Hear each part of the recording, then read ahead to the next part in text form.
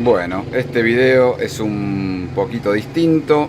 Va a ser simplemente una reparación. Tengo este amplificador que era mío, mi primer amplificador que me pude comprar, que por algún motivo quedó archivado en algún lado. Está desarmado porque creo que se había ya roto varias veces. De hecho perdí la tapa de atrás en algún lugar. Debe estar. Bueno, está todo. De hecho tiene cables soldados porque estaba haciendo pruebas, prototipos. Lo usé para hacer prototipos. O sea, un sacrilegio, una locura. Para recibir insultos. Bueno, lo voy a poner en condiciones porque va a pasar a ser heredado por un familiar. Ya tengo acá el soldador. Así que voy a ir mostrando paso a paso. Tenía ahí unos potes de eje de plástico, creo que todavía andan. Bueno, algunas perillas, las perillas las perdí, así que le voy a poner otras perillas. Es 110, lo vamos a modificar a 220. Vamos a ver un poco ahí el circuito, sacar un poco de tierra, cablerío. Vamos a dejarlo en condiciones. Así que lo primero que voy a hacer ahora es desoldar la placa. Creo que tiene quemado. Bueno, ahora después lo vamos a ir explicando. Bueno, ahí lo desarmé completamente. Quedó solo el gabinete con el parlante, ni siquiera la manija. O sea, de hecho la manija es parte de lo que agarra el chasis.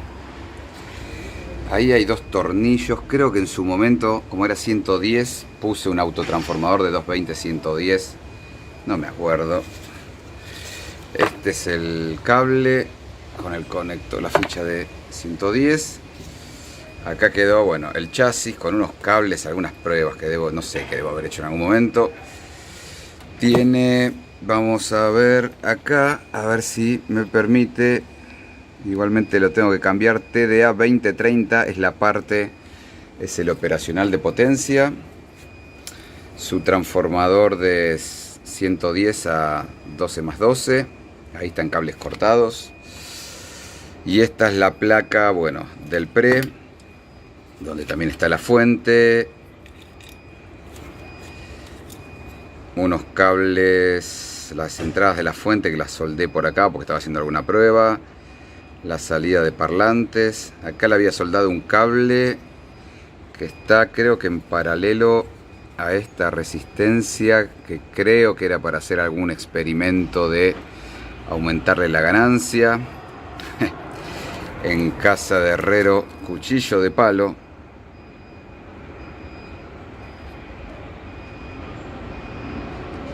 Fusible salteado. Esto no hay que hacerlo, vamos a cambiarlo. Bueno, primero voy a hacer el traspaso del esquema, de la plaqueta a un esquemático como para ver las partes de este amplificador. Y después, bueno, empezar a soldarlo, a cambiar el transformador, a ver si hay algún componente quemado. Creo que este estaba quemado. Bueno, y empezar a armarlo. Bueno, ya hice la transcripción punto a punto. Ahora voy a mostrar el esquemático.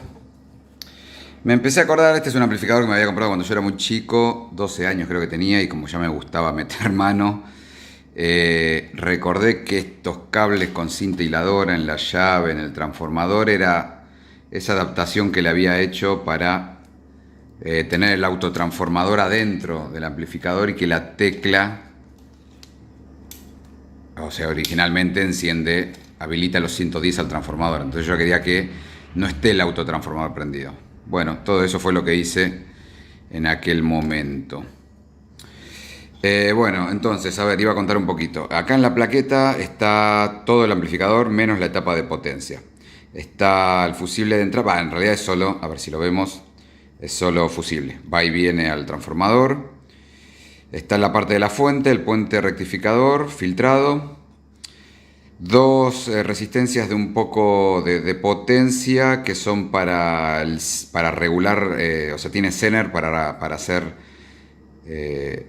dos salidas filtradas, reguladas en realidad, para los operacionales. O sea, lo rectificado del transformador va directo a la etapa de potencia. Después esa tensión partida es regulada con Zener para alimentar todo el demás circuito. Bueno, a ver, explicando paso a paso.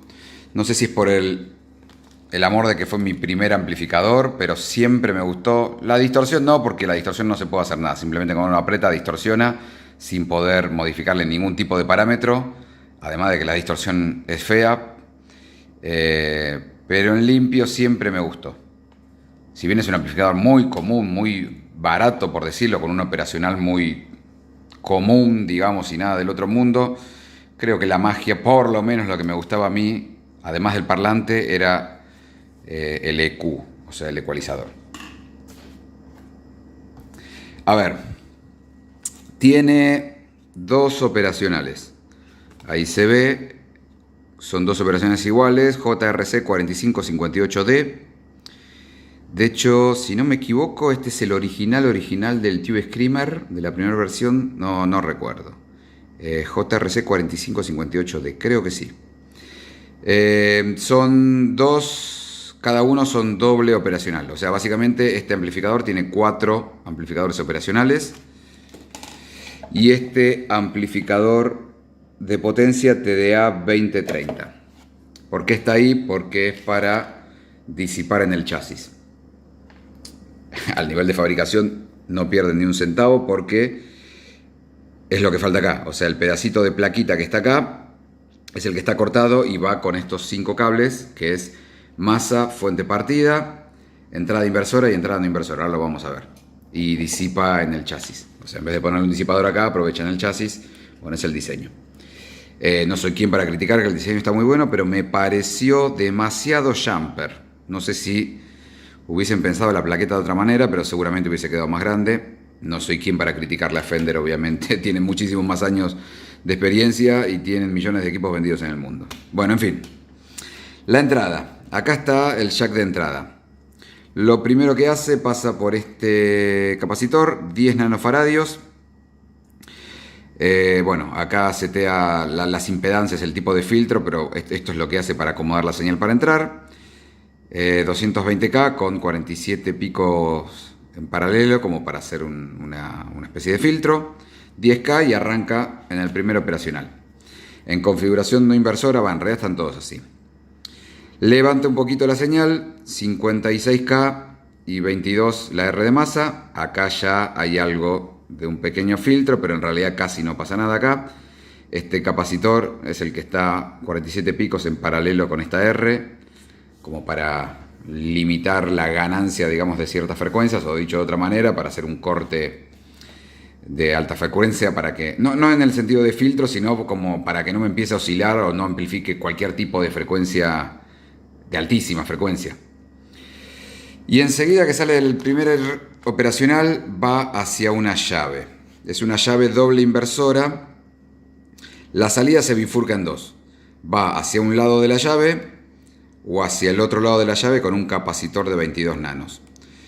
La llave, cuando está arriba, lo que hace es que la salida ingresa por este nodo A, que ahora lo vamos a ver, y va hacia otra parte del circuito con el nodo B.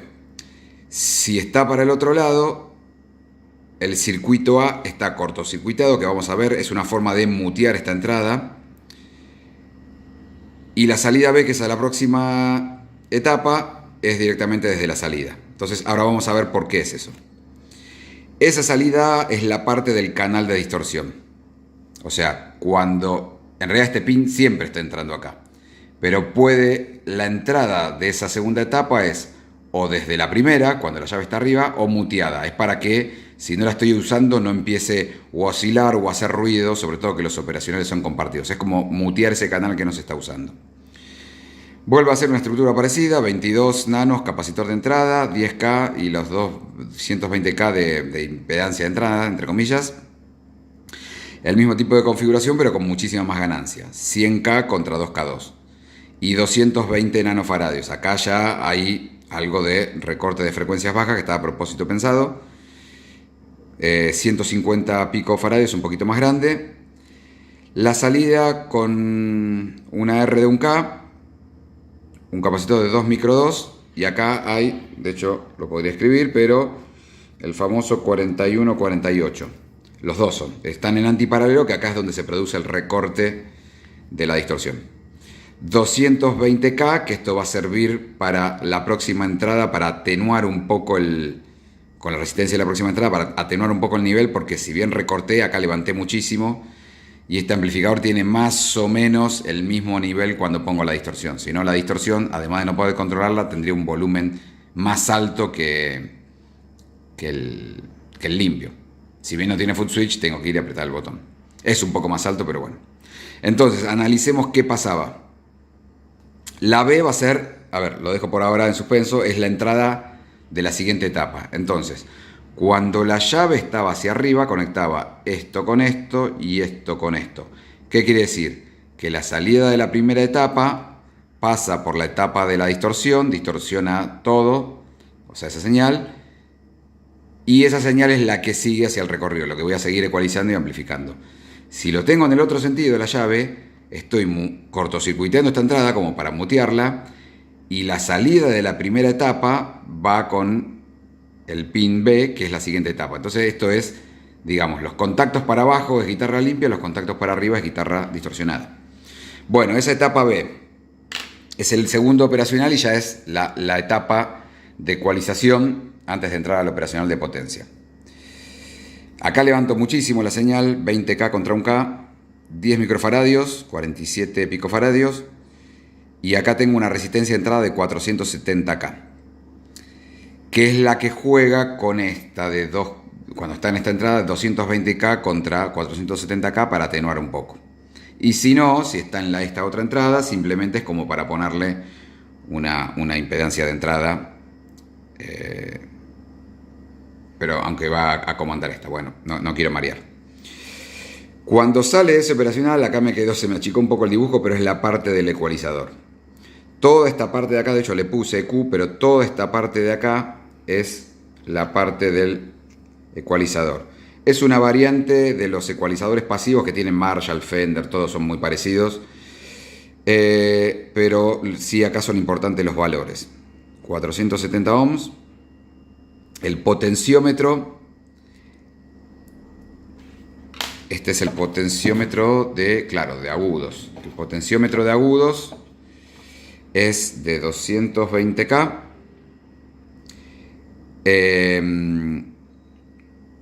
Lineal. Y se conecta, de este lado hay un capacitor de 220 picofaradios y 47, una R de 47K. Y el siguiente, o sea, bueno, acá están numeradas las patas. Esta es la pata 3, esta es la del medio que es la 2, esta es la 1. Y la 1 va conectada hacia el otro potenciómetro, que es el potenciómetro de graves, que es de 50K logarítmico. Y va conectado como si fuera una resistencia variable, en vez de un pote como este. La pata 2 y 3 van juntas, que va conectado a la pata 1 del otro potenciómetro. Y la pata 1 va masa, y lo que hace es, tengo en paralelo una R de 1K con un capacitor de 22 nanofaradios. Vamos a ver qué es nanofaradios. Lo que hace este potenciómetro es, bueno, ir variando la impedancia en paralelo para hacer el efecto de la ecualización. Y a la salida tengo este arreglo también de resistencia y capacitores, nuevamente de un filtro, que esto está fijo, que es 390K en serie con un capacitor de 1 micro, y todo eso va en paralelo con 150 picos. Bueno, esta es la salida. De acá tomo la salida del ecualizador pasivo, que va hacia la última etapa, que ingresa a otra vez una operacional en no inversora, 220K la entrada, como todas las otras etapas, 8K2 contra 1K. De hecho, acá no tengo capacitor, simplemente resistencia. Está siempre el capacitor chiquito en el lazo. Y la salida, para ir a la etapa de potencia. La salida es un microfaradio y un pote de 100K logarítmico. La salida de ese potenciómetro ya es la parte de entrada del operacional de potencia, pero podríamos poner que eso empezaría acá, donde tengo nuevamente un filtro, un microfaradio y 56K. Ahí saltamos. Vamos a saltar a la etapa de potencia. Es casi idéntico a lo que propone el fabricante. Utiliza un TDA 2030, donde, bueno, de acá venía del filtro anterior, desde el potenciómetro. Utiliza, bueno, la configuración que recomienda el fabricante, 56K, 1K y este capacitor. la resistencia de 1 ohm y 220 nano. Esto es tal cual lo sugiere el fabricante. Tiene una pequeña diferencia que igual en el manual aparece, que de la salida ponen diodos en directa de la salida hacia los bornes de alimentación, porque cualquier sobrepico, un impulso, lo que haya, es absorbido. O sea, es como que esa señal positiva muy fuerte, entre comillas, que pasó, a través de un diodo vuelve hacia la alimentación como que fuera alimentación. O sea, drena por la alimentación, porque estos son 5 y 3 los pines de alimentación. Esto que hay acá es como si fuera no, quise ejemplificar el jack de auriculares, porque este amplificador, cuando le enchufo los auriculares, me corta el parlante. Entonces el jack está como normal cerrado y va directo al parlante, y cuando conecto el plug me abre el parlante, desconecta y va hacia los auriculares. Es un plug estéreo que tiene juntado el L y el R para que suenen las dos orejas, pero lo limita con una resistencia de 220 ohms. Y la etapa de la fuente no tiene mucho misterio, es un transformador de 12+12, un puente rectificador y 2200 microfaradios. Esta tensión de acá, que van a ser aproximadamente los 16-17 voltios de los 12 volts rectificados, son los que van a la operacional de potencia.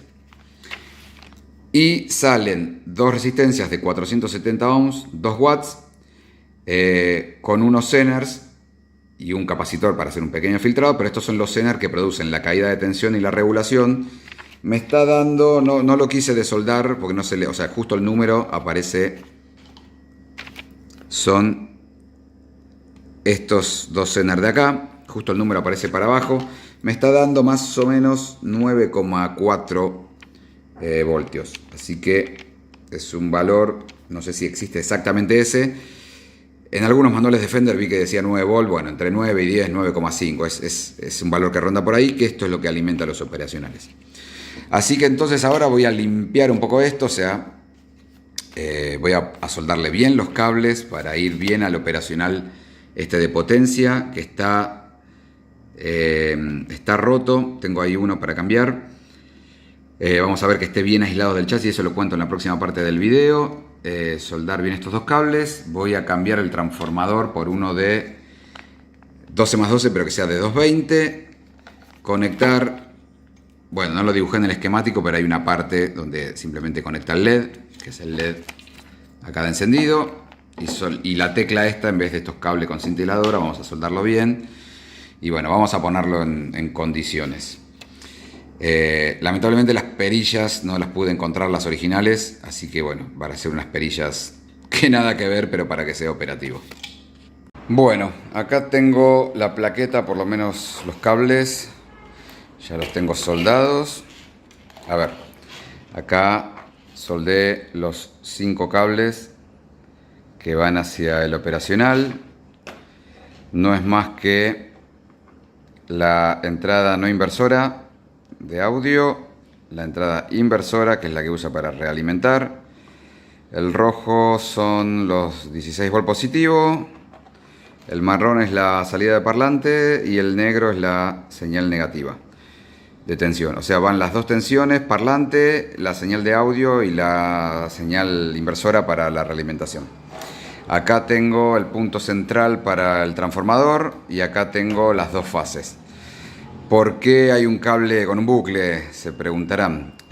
Porque lo voy a cortar no a la mitad, sino, ahora después lo voy a mostrar cuando me quede armado. Hay un cable que está más cerca del transformador que el otro, y aparte el transformador ya tiene un cable de fábrica. Entonces básicamente uno lo tengo que cortar bien cortito y el otro más largo. Le soldé los dos cables de los que van a parlantes, que tienen su ficha pala.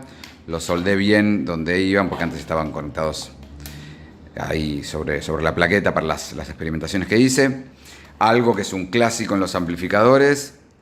Le soldé estos 3 puntos que son el jack de entrada, que tenían la soldadura partida. Entonces la típica de, por más que tenga una tuerca, de tanto conectar, desconectar, mover, y hacía falso contacto. Bueno, el fusible todavía no lo cambié. De hecho voy a terminar el video sin cambiar el fusible, porque hoy no tengo, pero bueno, lo voy a cambiar. Y ahora voy a soldar, bueno, poner esto en el chasis y hacer bien las conexiones y mostrar toda la modificación que hice para los 220, pero quería mostrar la plaqueta antes de que quede amurada el chasis. Bueno, finalmente el trabajo terminado. A ver, esta es la plaqueta que mostré antes con los dos cables para el parlante. Acá está lo que es la entrada a la fuente, o sea, las dos fases y el negativo. Está yendo acá al transformador, bueno, ahí con termocontraíble. Este rojo y negro es el cable del LED. Hay un punto ahí en plaqueta que va entre masa y una resistencia limitadora de corriente hacia uno de los bornes de la fuente. Está soldado el cable, o sea, este quedó el cable que originalmente, o sea, el que tiene la ficha de 110, pero entre la tecla y el transformador nuevo. Esto juro que lo voy a cambiar. Lo que pasa es que ahora no tengo, así que para hacer la prueba. Bueno, quedó conectado ahí los cables del operacional de potencia. Finalmente andaba, yo lo iba a cambiar, pensé que no andaba, o era de algún otro equipo o alguna prueba, o sea, algún leve recuerdo tenía, obviamente lo medí y está todo ok. Esto quería mostrar, voy a poner una punta en un lugar del chasis. Conecté también el cable de tierra. Ahí lo conecté en el borne, en el tornillo del transformador que va al chasis. Y hay un cable que va al chasis, bueno, que va conectado. Este originalmente iba por ahí arriba, pero lo conecté por abajo, o sea, es para compartir la masa de todo el sistema con el chasis, porque los potenciómetros y los jacks están aislados. Ahora está todo el chasis con la masa. De hecho, por ejemplo, vamos a hacer la prueba acá. En realidad estoy ahí haciendo el chasis y no la masa. La masa del sistema sería el pin 1, que sería este. O, por ejemplo... no, acá no hay masa. Esto es entrada no inversora, señal positiva, parlante y negativo. De hecho lo puedo medir acá. Este es el negativo del parlante. Lo que quería mostrar, a ver si se llega a ver, que si se cambia esto hay que tener cuidado porque el chasis, la parte de disipación del chasis de este integrado es la pata 3. O sea, la conexión eléctrica de la pata 3 también está en el chasis. Y la pata 3 es el positivo de la fuente. En este caso son 17 voltios. Entonces, si no está aislado esta chapa respecto del tornillo, se pone en cortocircuito la fuente. O sea, el tornillo, voy a tocar, a ver si veo, ahí. El tornillo me da continuidad porque es el chasis, pero el chasis del integrado no, porque es el pin 3. Hizo un poquito de continuidad y después no, porque estoy cargando el capacitor de la fuente. Pero ven que entre el tornillo que está agarrado al chasis y el chasis del integrado está aislado. Eso es porque tiene ahí una arandelita de goma y tiene una mica que es una especie de plástico que me hace una separación eléctrica, así que hay que tener cuidado con eso.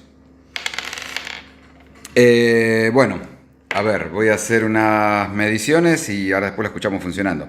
Esto es otra cosa que voy a tener que cambiar. Si bien la mayoría de las zapatillas tienen casi todos los enchufes, no todos los enchufes son compatibles. O sea, nosotros, por si se está viendo de otro país, que le suelen llamar también clavija, la clavija nuestra en Argentina es esta. Entonces no es compatible con esta y la mayoría de los enchufes, o sea, salvo zapatillas o algún adaptador, se pueden conectar, pero en la mayoría de los enchufes tenemos solamente esto. Entonces me quedaría cortar el cable y poner la ficha de Argentina. Sobre todo que si cae en manos de alguien desconocido, no sabe si este equipo, que es originalmente 110, funciona o no funciona en 220. Bueno, conecto. Vamos a encender. Vamos a ver que los cables no estén tocando, porque si no me va a quemar el operacional.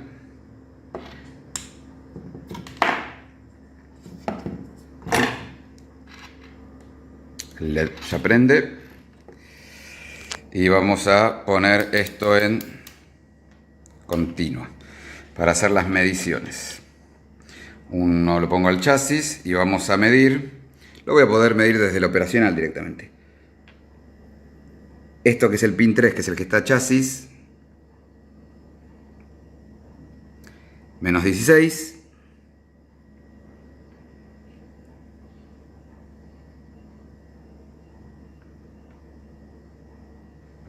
Y este otro pin 17.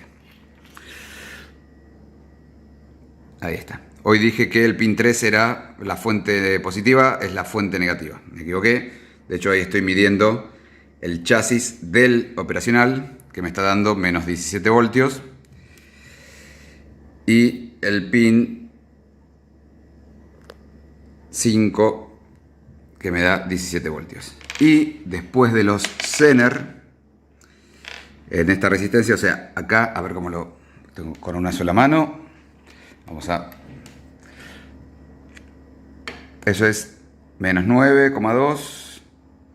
Menos 8 está un poquito caído este, pero igualmente para el operacional va a funcionar. Estaba midiendo la salida de la resistencia, como si fueran los Zener. De hecho, puedo medir directamente, a ver si se ve, en el operacional. La patita 4 del operacional es la tensión negativa. Y ahí me está dando los 9,2, 9,3. Y la patita 8, que es la positiva,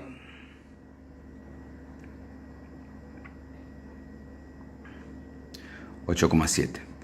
Podría cambiar los Zener, de hecho podría subir la tensión un poco más a 11, a 12. 12 estaría medio justo, porque estaría muy cerca de la tensión no regulada, que igualmente me va a regular bien, pero para guitarra no habría mayor problema, sobre todo si la mayoría de los pedales usan 9 volt, que eso es una discusión muy importante que se podría llevar a cabo si está bien o no está bien. O sea que si un pedal funciona con más o menos 4,5 máximo, acá estoy casi en 18, así que por lo menos originalmente de fábrica el amplificador vendría así y no habría mayor problema. Entonces, bueno, ahora ¿qué nos queda? Antes de mostrarlo, pegarle una buena lavada a esto. La manija también, que está por aquí. Bueno, limpiar la mugre. Y bueno, y armarlo y mostrar cómo funciona. El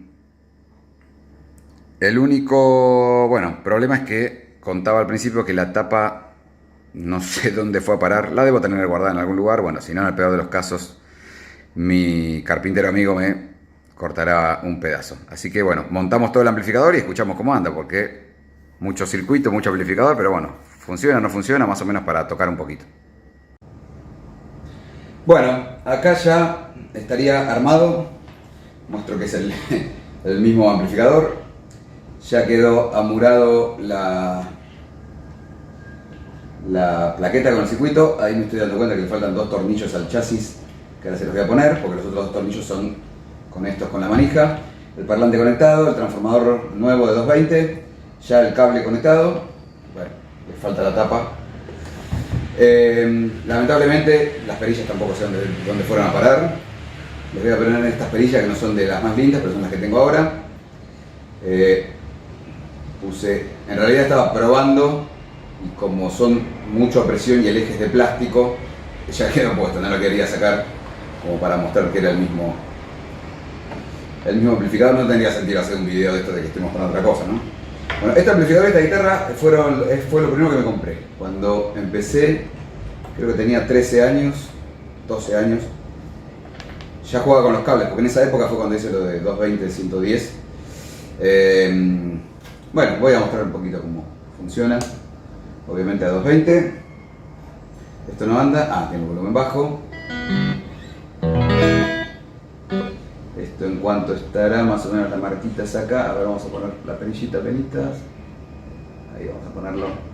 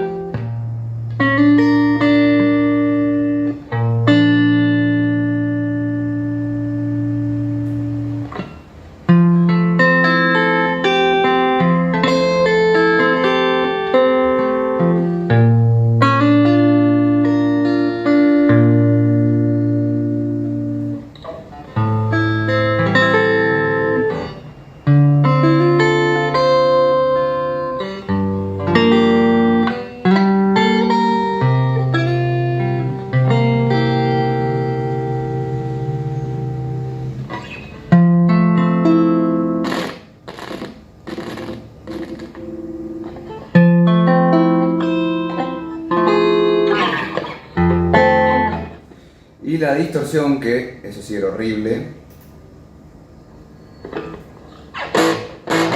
Es un fuso horrible que no se le puede modificar nada. De hecho, lo que mostré en el circuito se le podría modificar un montón de cosas. La ganancia, se le podría poner un ecualizador, pero bueno, es un equipo súper barato.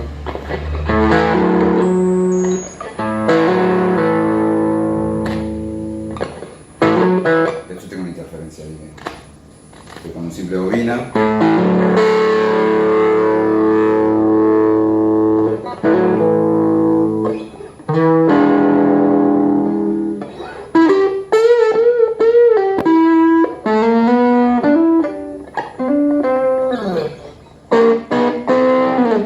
Bueno, pero la idea era volverlo a la vida y que sea 220, que no sea lo molesto. Así que me queda cambiar la ficha y ponerle un fusible de verdad.